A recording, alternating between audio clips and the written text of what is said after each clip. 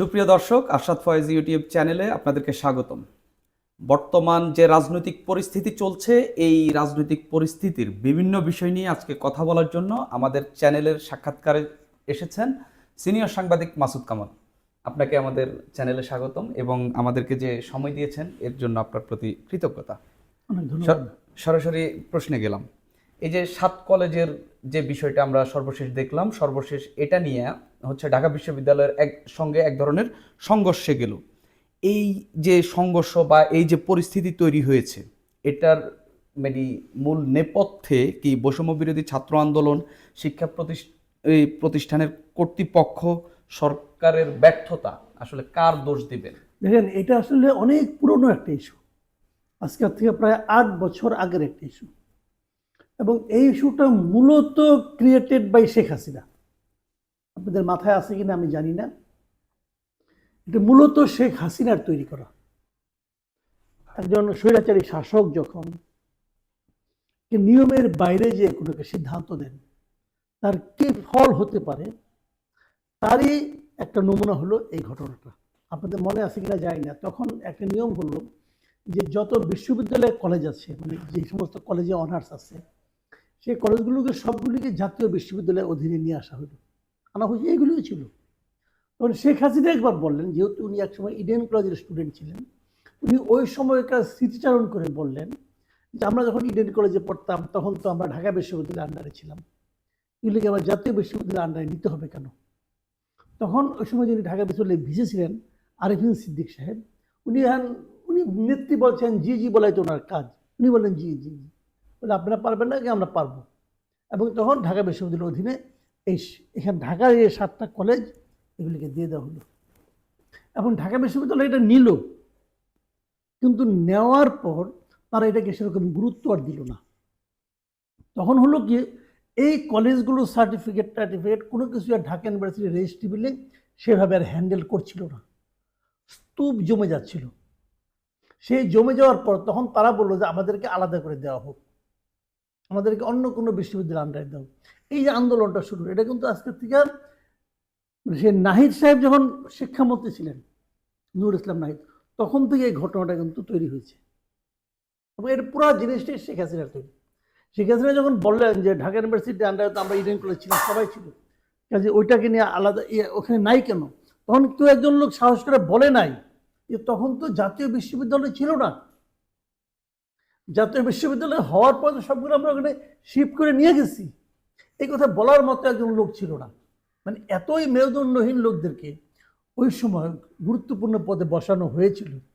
সাধারণত এটি হয়, যখন কোনো স্বৈরাচারী শাসক থাকে তখন সে বিভিন্ন গুরুত্বপূর্ণ পদে অত্যন্ত মেরুদণ্ডহীন লোকদেরকে খুঁজে খুঁজে এনে বসায়। তারই ফল আজকে এই পর্যন্ত আসছে।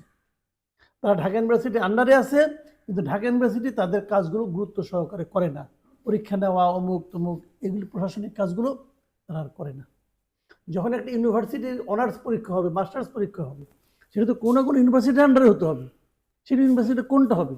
এই ঢাকার যে এই যে 7টা কলেজ, সেটারই ধীরে ধীরে জমতে জমতে, এবং এদেরকে এক ধরনের তুচ্ছ তাচ্ছিল্য করা। গতকালকে যে ঘটনাটা হয়েছে, এদের টোটালি দায়ী ঢাকা ইউনিভার্সিটির pro vice chancellor Mamun Ahmed, totally উনি দায়ী।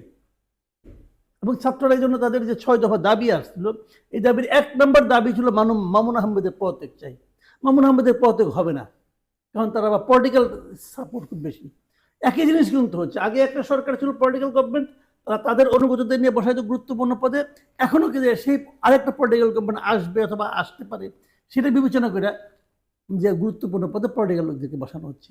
মামুন আহমেদ পলিটিক্যাল লোক, নিয়াজ আহমেদ খান যিনি আছেন ভিসি, উনিও পলিটিক্যাল লোক, সব পলিটিক্যাল লোক এখানে আসছে। তো তারা তো তাদের কাছে স্টুডেন্টদের ভবিষ্যৎ কোনো ব্যাপার না, তাদের কাছে তাদের ভবিষ্যৎ হল নির্ভর করে তারা জানে তাদের নেতার উপর। তো তারা নেতাদের খুশি করার জন্য সব করবে, এবং এই সমস্যা মিটবে না যেভাবে বলা হচ্ছে, মিটবে না এভাবে, আবার আগামীতে আবার চলবে। এবং এই ছাত্রছাত্রীরা তাদের এই সমস্ত এই যে পেরেশানি চলতে থাকবে।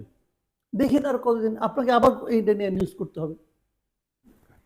আপনি নিশ্চয়ই দেখেছেন, সেখানে হচ্ছে বৈষম্য বিরোধী ছাত্র আন্দোলনের যে আহ্বায়ক হাসনাত আবদুল্লাহ, তিনি রাতেই সেখানে এক ধরনের যে মবটা তৈরি হচ্ছিল সেটা মীমাংসা করার জন্য তিনি গেলেন। মানে এমন অবস্থা হচ্ছে বিভিন্ন টেলিভিশনের লাইভে আমরা দেখলাম যে হচ্ছে মানে শুধু মার থেকে বেঁচে ফিরলেন এখানে দুটো জিনিস আমি বলি আপনাকে। একটা জিনিস, যখন আপনি কোনো কিছু মীমাংসার জন্য যাবেন যে কোনো বিষয়ে, আপনার হাতে দুটো জিনিস থাকতে হবে। একটা জিনিস হলো যে যে যে দাবিটা আছে সেই দাবিটা প্রত্যক্ষ বা পরোক্ষভাবে, সম্পূর্ণ বা আংশিকভাবে পূরণ করার সক্ষমতা আপনার আছে। এছাড়া আপনি এই ধরনের দাবি দেওয়ার মধ্যে মীমাংসা করতে যাওয়াটা মূর্খতা। ওরা দেশে ক্ষমতা আছে, তো উনি গেছে কোনো মাতবরিকরা। এটা হলো একটা পয়েন্ট। দ্বিতীয় আরেকটা পয়েন্ট হলো যে সে যেখানে গিয়েছে তার মাথায় রাখা উচিত ছিল যে তাদের সে আগের মতো গ্রহণযোগ্যতা আছে কিনা। আনফর্চুনেট হলো তাদের সেই গ্রহণযোগ্যতা এখন আগের মতো নাই। কিন্তু ওনারা মনে করেন, যেহেতু ওনারা সবসময় সরকারি প্রোটোকল পেয়ে বিভিন্ন জায়গায় যাতায়াত করেন, ওনারা মনে করেন বোধহয় সাধারণ ছাত্রদের মধ্যে তাদের সেই গ্রহণযোগ্যতা আগের মতো আছে। সেটা একদমই নাই। এবং সেটা যে নাই সেটা কালকে একদম হাতে নাতে প্রহিত হওয়ার মাধ্যমে প্রমাণ হলো। আমি মনে করি এই শিক্ষাটা এই সমস্ত তথাকথিত বিখ্যাত বিশাল বিশাল মানে স্টুডেন্ট পার্সোনালিটি যারা, তাদেরকে নতুন একটা শিক্ষা দিবে। তাদের মনে রাখা উচিত যে এখন তারা আর সেই অবস্থানে নাই। জুলাই অভ্যুত্থানে নেতৃত্ব দেওয়া বৈষম্য বিরোধী ছাত্র আন্দোলন ও প্ল্যাটফর্মটির যে নেতারা, এই নেতাদের নিয়ে বিভিন্ন সমালোচনা কিন্তু এই বর্তমান সময় চলছে। কমিটি গঠন, সমন্বয়কদের আচরণ, উদ্ভট কথাবার্তা নিয়ে আপনিও বিভিন্ন ধরনের সমালোচনা করছেন। বিভিন্ন বক্তব্য সামাজিক যোগাযোগ মাধ্যমে সমালোচিত হচ্ছে। কেউ কেউ বলছেন সরকার গঠনের পর তারা অভ্যুত্থানের সুফল গুটি কয়েকজন সমন্বয়ক ভোগ করছেন। আপনার কাছে কি মনে হয় বৈষম্য বিরোধী এই বিরোধীরা কি ছাত্র জনতার যে আস্থা সেই জায়গাটি থেকে 5 আগস্টের আগ পর্যন্ত যেরকম ছিল, নাকি তাদের কোনো কোনো ভুল চোখে পড়ছে আপনার? দেখেন, ভুলটা প্রথমে যেটা হয়েছে এটা সরকার করছে। আমি এটা একদম শুরুর থেকেই বলছিলাম যে বৈষম্যবিরোধী ছাত্র আন্দোলনের যে ঐক্যটা ছিল আগে, সেই ঐক্যটাকে নষ্ট করে দেওয়া হয়েছে অথবা নষ্ট হয়ে গেছে। দুভাবে হতে পারে।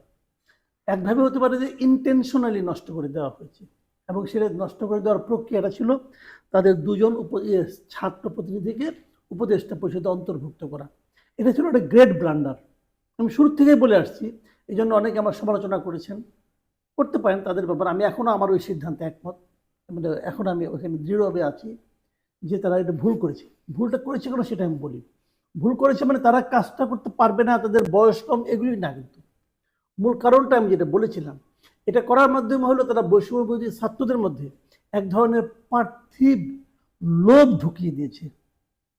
এবং সারা দেশের এত যারা ছাত্র ছিল তাদের মধ্যে যারা নাকি সমন্বয়ক ছিল অথবা নেতৃত্বে ছিল, তারা মনে করেছে ওই দুইজন এত বড় জায়গায় চলে গেল, আমি তো কিছু পেলাম না। ওরা কি যোগ্যতা এগুলো, সেই যোগ্যতাটা কি আমার নাই? আমাকে কেন বিবেচনা করা হলো না? তাদের মধ্যে এই চিন্তাটা কাজ করেছে। প্রাইভেট বিশ্ববিদ্যালয়ের স্টুডেন্টরা মনে করেছে আন্দোলন করলাম আমরা, সমস্ত সুযোগ সুবিধা পেল ঢাকা ইউনিভার্সিটির স্টুডেন্টরা। কেন? তারা আবার এটাকে আরো আপনার স্পেসিফাই করার জন্য বলেছে যে ঢাকা ইউনিভার্সিটিতে একজন লোক, একটা স্টুডেন্টও মরে নাই, তো তারা কেন সমস্ত সুযোগ সুবিধা পেল, আমরা কেন পেলাম না? এই প্রশ্নটা কিন্তু শুরুর দিক থেকে উঠেছে। এবং এই ওঠার কারণে কি হয়েছে, ছাত্রদের মধ্যে যে ঐক্যটা ছিল সেই ঐক্যটা নষ্ট হয়ে গেছে। এরা পারত, যদি তারা ওখানে না যেত, তারা তখনই এদেরকে নিয়ে এখন যে উদ্যোগটা তারা নিচ্ছে একটা রাজনৈতিক দল করার, তারা যদি তখনই একটা রাজনৈতিক দল করতো, সেটা হয়তো বাংলাদেশের সবচেয়ে শক্তিশালী একটা দল হতো এবং সম্ভাবনাময় একটা দল হতো। এবং সেই সম্ভাবনাময় একটা দল যাতে গড়ে না উঠে, সেই জন্য তখন থেকে আমি মনে করি একটা ষড়যন্ত্রের মাধ্যমে কিছু একজনকে দিয়ে আরেকজনকে না দিয়ে এই যে একটা বিভেদ তৈরি করে দেওয়া হয়েছে, এটা খুবই ইন্টেনশনালি আমি মনে করি আমাদের দেশের এই যে আপনার মানে স্বার্থবাদী যারা লোকগুলো আছে, পলিটিক্যাল পার্টিগুলো আছে, তারা এই কাজটা করেছে। এবং ওদের ঐক্য বলতে এখন আর কিছু অবশিষ্ট নাই।